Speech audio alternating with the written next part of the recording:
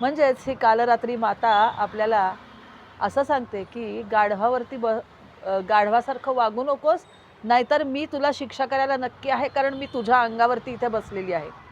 म्हणून गाढव हे तिचं वाहन आहे, त्यामुळे तुम्ही तुम्ही पण कुणाला कधी गाढव असं म्हणू नका. पुढे बघूयात. काळ्या वर्णाची चतुर्भुज असलेली मी तुम्हाला सांगितलं, एका हातामध्ये काटा आहे, एका हातामध्ये खड्ग आहे, एक अभयकारी आणि एक वरद मुद्रा आहे, म्हणजे भक्तांना अभय देणारी, वरदान करणारी. कारण आत्ताच आपण बघितलं, सर्व सिद्धी प्रदान करणारी अशी ही देवता आहे. शिल्प अतिशय प्रकाशमान आहे हिचं, आणि म्हणूनच तांत्रिक ग्रंथ सौंधिकागम याच्यामध्ये या कालरात्रीचं सुंदर वर्णन केलेलं आहे. रात्रीला नियंत्रण करणारी अशी ही कालरात्री. आता रात्र म्हणजे फक्त अंधकार का हो? हा अंधकार आपल्यासुद्धा जीवनात येतो, दिवसासुद्धा येतो की. मग त्या अंधकाराचा नाश करणारी, त्याच्यावरती नियंत्रण ठेवणारी अशी ही कालरात्री. हिचा केशसंभार पूर्ण खुला आहे आणि पाठीवरती विखुरलेला आहे, आणि हिच्या श्वासातनं प्रचंड ज्वाला निघतात. आता ह्या ज्वाला निघतात आणि जीभ तिची खूप लांब आहे, लाल भडक आहे. बघा, हे सगळं वर्णन आपल्या पुराणामध्ये लिहिलेलं आहे. आणि तुम्हाला चिनी ड्रॅगन आठवा बरं, तो ड्रॅगन सुद्धा असाच दिसतो. ज्वाला तोंडातनं बाहेर फेकणारा, लाल भडक जीभ असणारा, आणि ते ड्रॅगनची पूजा करतात. म्हणजेच ही कालरात्री देवी जी आहे त्याच्याच संकल्पनेतनं कदाचित हा ड्रॅगन घेतला असावा, असं मला वाटतं. असं कुठे लिहिलेलं नाही आहे. तर अत्यंत भयावह रूप आहे हिचं, पण कुणासाठी? उग्र रूप आहे हे कुणासाठी? तर ज्यांची वृत्ती राक्षसी आहे, ज्यांना कुणाला त्रास द्यायची वृत्ती आहे, किंवा जे आपण असं म्हणूयात की विघ्नसंतोषी माणसं आहेत, दुष्ट माणसं आहेत, तर त्यांच्यासाठी ही भयकारी आहे. ही शक्ती काली किंवा कालिका माता म्हणूनही पूजली जाते. तुम्ही जर कलकत्त्याला हिचं मंदिर बघितलं असेल, खूप मोठीच्या मोठी मूर्ती आहे, तोंडातनं लाल भडक जीभ बाहेर आलेली, आणि तिथे बाजूबाजूला कालिका मातेच्या फक्त समया लावल्या जातात. इलेक्ट्रिसिटी तिथे वापरली जात नाही. आणि अशा ठिकाणी बघा, तिचं रूप नक्कीच भयंकर दिसतं, कारण तंत्रमंत्र हे जे करणारे लोक असतात, काळं वस्त्र परिधान करतात आणि ते हिची साधना करतात. म्हणून तांत्रिकांमध्ये ही तांत्रिक देवी म्हणून प्रसिद्ध आहे. या देवीचा रंग जरी काळा असला ना, तरी ती काय करते, तर गुण आणि दोष, अपराध सगळे सामावून घेते. म्हणून मला असं वाटतंय की लोकांची काळी कर्म स्वीकारता स्वीकारता बहुतेक तिचा वर्ण काळा झाला असावा. जसं शंकराने हलाहल पिलं आणि तिथं त्याच्या कंठाचा वर्ण नील झाला, तसंच मला असं वाटतंय की सगळ्यांच्या पापाचा क्षय करता करता, सगळ्यांचे अपराध पोटात घालता घालता हिचा वर्ण काळा झालेला आहे. आणि आपोआपच एवढी पापं, एवढ्या हिंसा, हत्या किंवा एवढी वाईट कृत्य जर पोटात घालायची, तर वर्ण पण काळा होणार आणि भयंकर रूप आपोआप येणारच. आता सप्तशृंगी गडावरली जी सप्तशृंगी माता आहे ना, ती सुद्धा हिचंच रूप आहे. कारण हिचं मंगलमय आगमन जेव्हा पर्वतावरती झालं, तेव्हा हा डोंगराळ पर्वत जो होता त्याचं नंदनवत झालं. कारण सगळ्या रोगांचा नाश करणाऱ्या सगळ्या वनौषधी वृक्ष तिच्या पदस्पर्शाने निर्माण झालेले आहेत, अशी इथल्या भाविकांची, अशी इथल्या भक्तांची श्रद्धा आहे. त्यामुळे नेहमी कल्याण करणारी आणि अधिष्ठात्री अशी ही देवता आहे. ही सहस्त्रहार चक्रात आहे. तर आपण हिचं आता ध्यान करूयात, तिचा ध्यान श्लोक आधी म्हणूयात, आणि मग सहस्त्रहार चक्राचा जो बीजमंत्र आहे तो म्हणूयात, आणि मग आणखीन पुढे काय काय हिच्याबद्दल वर्णन आहे, सांगितलं आहे, तेही ऐकूयात.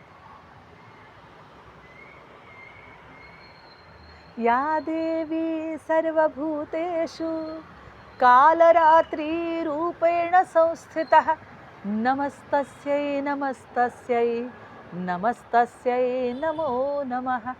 या देवी सर्वभूतेषु कालरात्री रूपेण संस्थितः नमस्तस्यै नमस्तस्यै नमस्तस्यै नमो नमः. या देवी सर्वभूतेषु कालरात्री रूपेण संस्थितः नमस्तस्यै नमस्तस्यै नमस्तस्यै नमो नमः. तुमच्या श्वासाने तुमच्या हृदयात जाऊन या शुद्ध रक्ताबरोबर हृदय जे पंप करतंय ते पंपिंग अपवर्ड होतंय, ऊर्ध्वगामी होतंय आणि डोक्याकडे रक्त जातंय, उसळी मारतंय. मगाशी सांगितलं तसं कानाच्या आखा जिथे आहे, जिथे मुकुट घातला जातो तिथून वरपर्यंत ब्रह्मरंध्राच्या वरती असं हे हजारो पाकळ्यांचं सहस्रार चक्र जांभळ्या रंगाचं, तुम्ही पण तिथे ते चक्र अनुभवायचा प्रयत्न करा. अवघड आहे मला माहिती आहे, सहस्रार चक्र अनुभवणं, त्याची अनुभूती घेणं अवघड आहे, पण अशक्य नक्की नाही. त्यामुळे ते अनुभवायचा प्रयत्न करा. ह्याचा बीज मंत्र आहे ओम. तो तिथे म्हणूयात, 5 वेळा ओंकार म्हणूयात.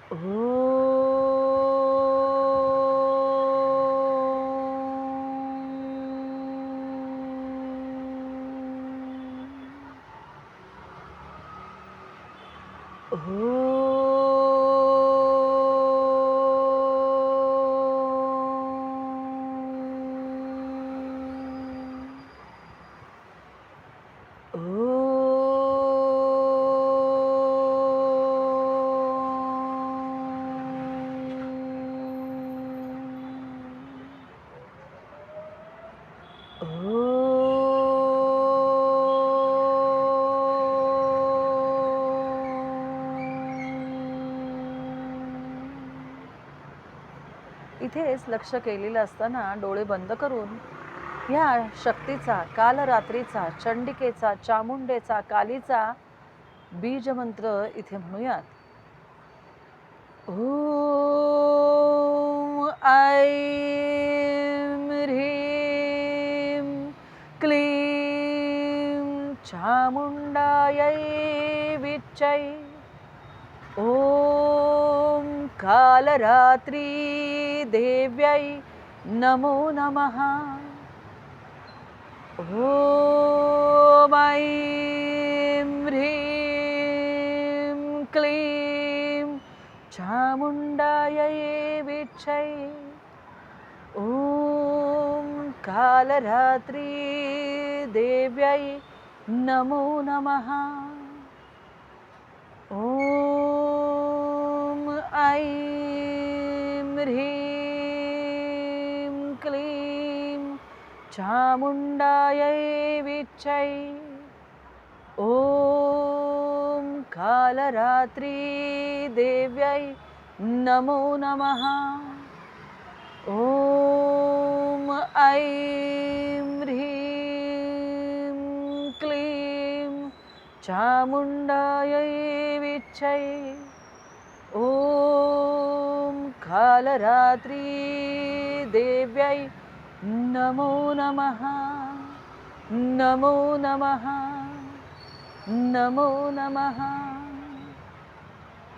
सर्व सिद्धी देणारी अशी ही कालरात्री, आणि तुम्हाला अष्टसिद्धी नक्की माहिती असतील. हिचं ध्यान केल्यानंतर, ही प्रसन्न झाल्यानंतर अष्टसिद्धी प्रदान करते. अणिमा, लघिमा, गरिमा, महिमा, प्राप्ती, प्रकाम्या, इशित्व आणि वशित्व अशा अष्टसिद्धी आहेत त्या ती प्रदान करते. कालरात्री हिनी अनेक रूप धारण केली वेगवेगळ्या दैत्यांचा नाश करण्यासाठी.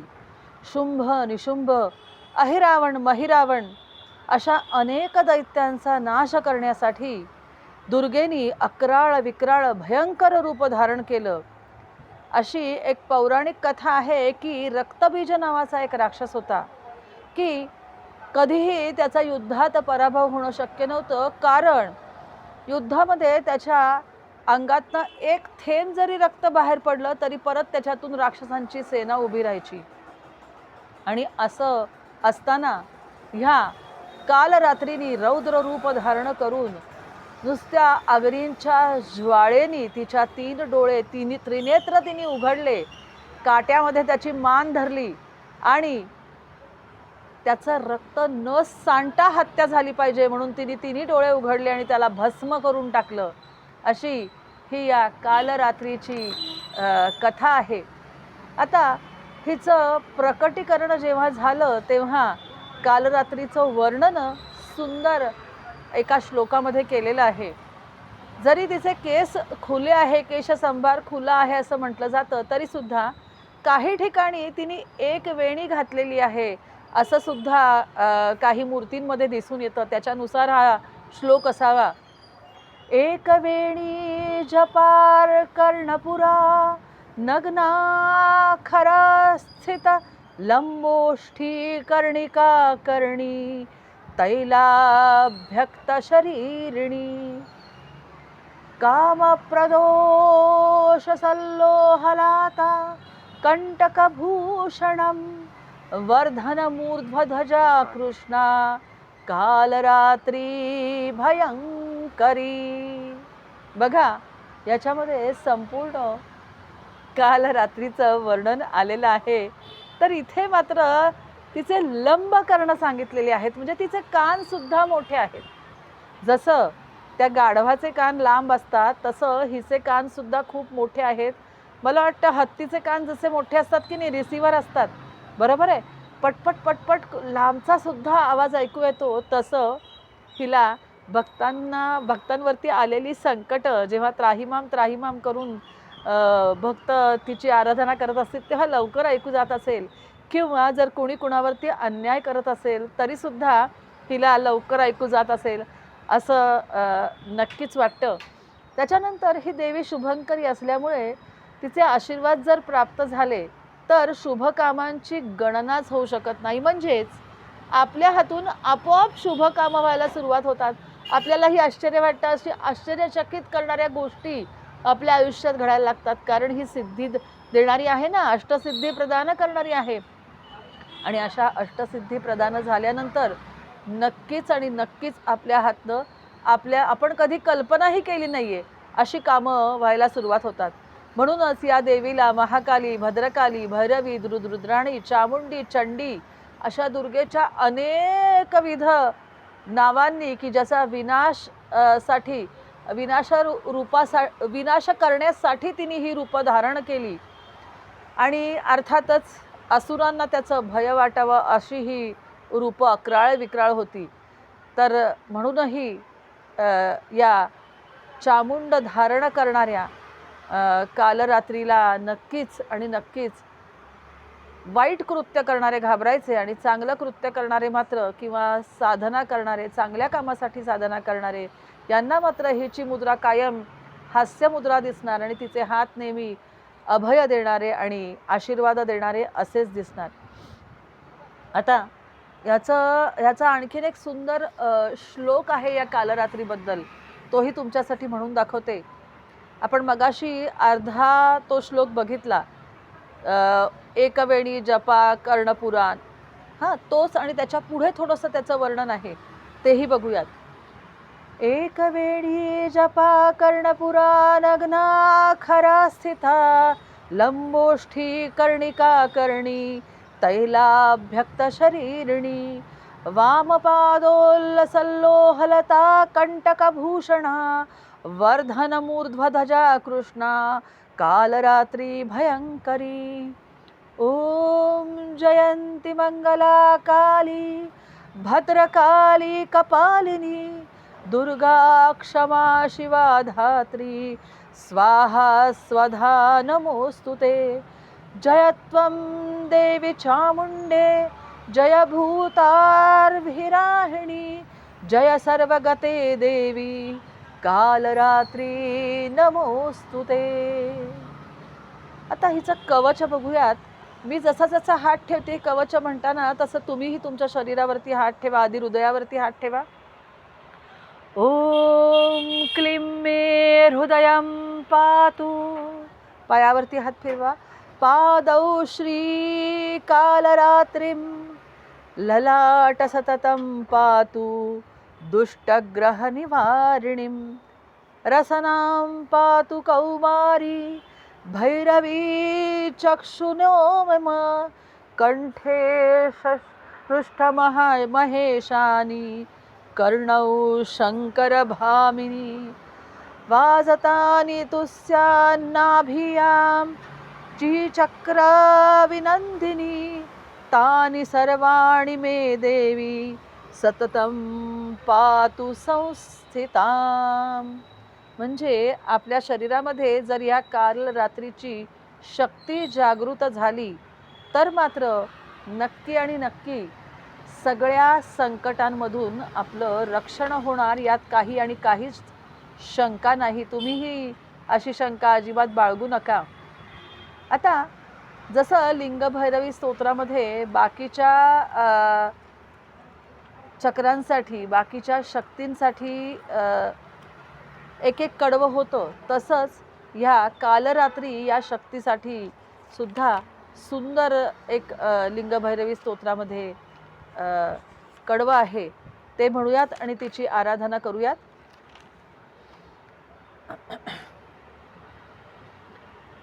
लं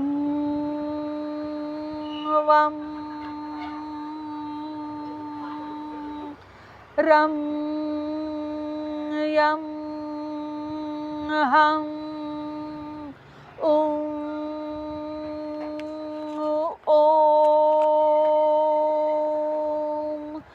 लिंगभैरवी शिवा त्रिनयनी रौद्रिणी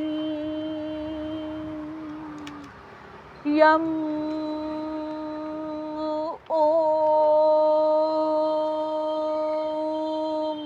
त्रिनयनी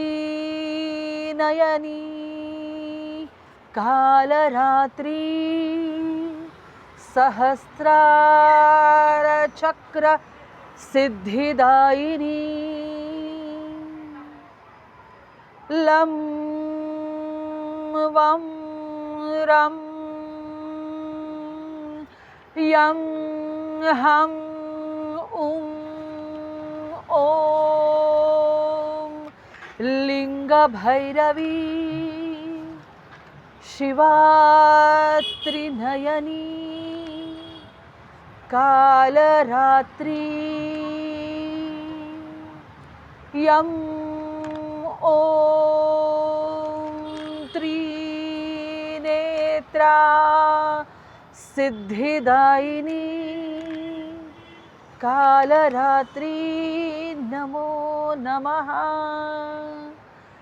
लं वं रं यं हं ॐ लिंगभैरवी शिवा त्रिनयनी रौद्रिणी यं ॐ स्वप्निनाशिनी कालरात्री नमो नमः. दयानंदिनी क्रांतिरूपिणी अखिल नायकी लिंगभैरवी. तिन्ही कडवी थोडी थोडी फरकारी वेगवेगळी म्हटली. या तिन्ही स्वरूपामध्ये या कालरात्री देवीचं जागरण केलं जातं, साधना केली जाते. म्हणून तिन्हीची तुम्हाला पहिली ओळ तर सगळ्याची सारखीच होती आणि त्यामुळे ह्या तिन्ही वेगवेगळ्या पद्धतीने म्हटलेल्या कडव्यांची तुम्ही नक्की तरंग तुमच्या शरीरामध्ये अनुभवली असतील. आता ही देवी आपल्याला आणखीन पण सगळं सावरायला सांगते. तसंच जेव्हा जेव्हा ह्या आंबेचं, ह्या देवीचं पैठणी घातलेलं रूप आपल्या समोर येतं आणि जेव्हा ही दुर्गा, ही अंबा अशी सुंदर पैठणी नेसून आपल्या समोर येते, तेव्हा आणि तेव्हा जरूर हिचं दर्शन आपल्याला सुंदर रीतीने होतं. जेव्हा जेव्हा ही अंबा माता, ही काली माता, ही चामुंडी माता पैठणी नेसून येते, पैठणीचा घोळ असतो आणि तेव्हा तिचं वर्णन इतकं सुंदर केलेलं आहे.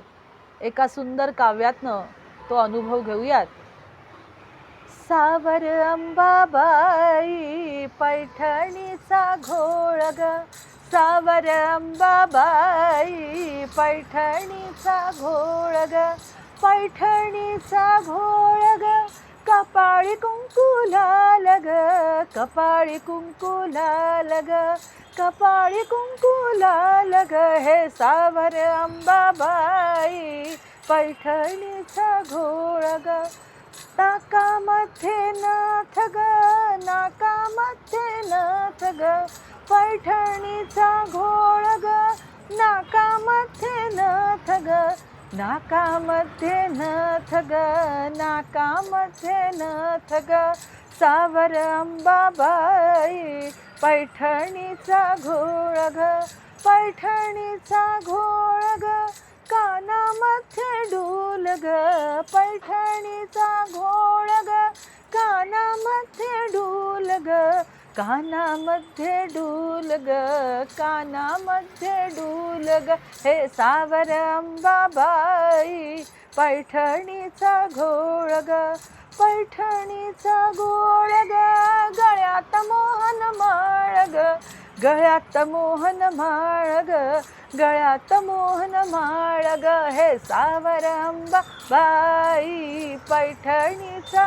घोळ ग, पैठणीचा घोळ ग, हिरवा चुडा हाती ग, हिरवा चुडा हाती ग, हिरवा चुडा हाती ग, हे सावर अंबाबाई पैठणीचा घोळ ग, पैठणीचा घोळ ग, पायामध्ये चाळ ग, पायामध्ये चाळ ग, पायामध्ये चाळ ग, हे सावर अंबाबाई पैठणीचा घोळ ग, पैठणीचा घोळ ग, अंबा माते खेळ ग, अंबा माते खेळ ग, अंबा माते खेळ ग, हे सावर अंबाबाई पैठणीचा घोळ ग, पैठणीचा घोळ ग, कपाळी कुंकू लाल ग, सावर अंबाबाई पैठणीचा घोळ ग,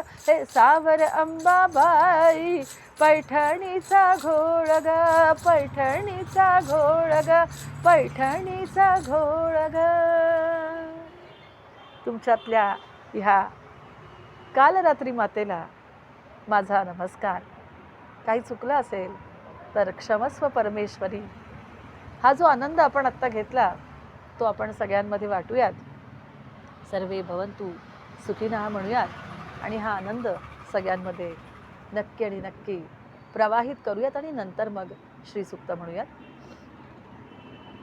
ओम सर्वे भवन्तु सुखिनः, सर्वे सन्तु निरामयाः, सर्वे भद्राणि पश्यन्तु, मा कश्चित् दुःखभाग् भवेत्. ओम शांती शांती शांती. दोन्ही हात छान एकमेकांवरती चोळा आणि ही ऊर्जा उष्णता तुमच्या संपूर्ण शरीराला द्या. नमो नमः, नमो नमः, नमो नमः.